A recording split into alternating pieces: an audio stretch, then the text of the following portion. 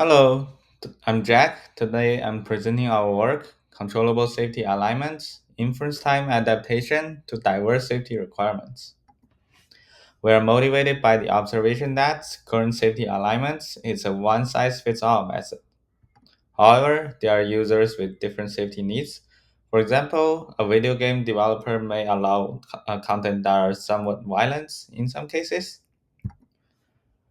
and it is very expensive and impractical to realign for each user individually. The one size fits all nature of safety alignment is not ideal, not only because users might have specialized safety requirements, but also because what's considered safe is changing with different cultures and regions. So we propose controllable safety alignments, which is a method that gives users the control of what's safe. We achieve this by first training a single model that can follow safety conflicts, which are a system prompts that specifies what's considered safe and what's not. At inference time, each user provides their own safety conflicts to the model without having to realign, and the model is adapted on the fly without any retraining. We now give an example of safety conflict that we use.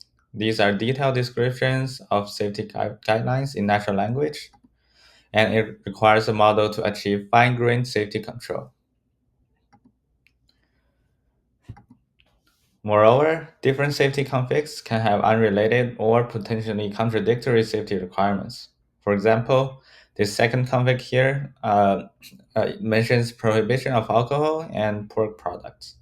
Therefore, there's a wide range of adaptability under controllable safety alignments.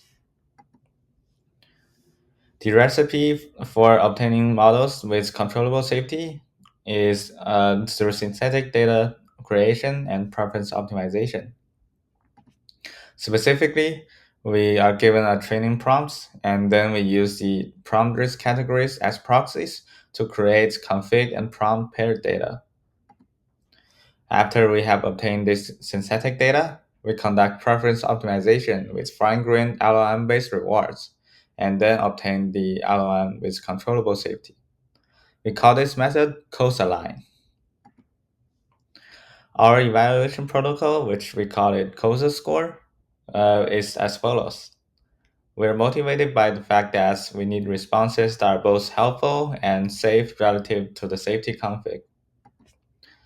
Given a test set which consists of a couple of test configs, where we have a safety config I and then a set of test prompts for each config.